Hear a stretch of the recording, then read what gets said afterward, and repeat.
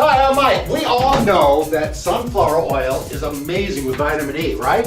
You didn't know that? Well, guess what? It is. No, you knew that. Anyway, so if vitamin E from sunflower oil is really great for you, how about cooking with it? Well, here's a bottle of sunflower oil. You think this would be good to make your dishes with? Well, yes and no. Yes, because heat will not destroy vitamin E unless you get it like scorching hot.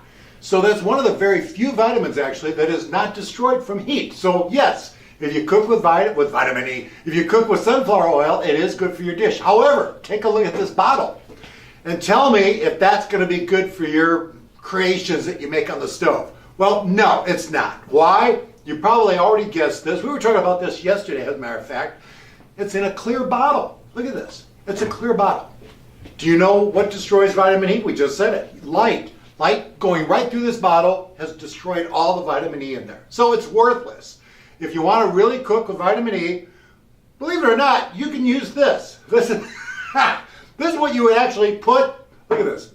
You'd be putting this on you, on your face, and your skin, and your arms, and anywhere else you want to put this stuff. And yes, you can actually cook with this stuff. And as far as eating something during the day that's really nutritious, here it is.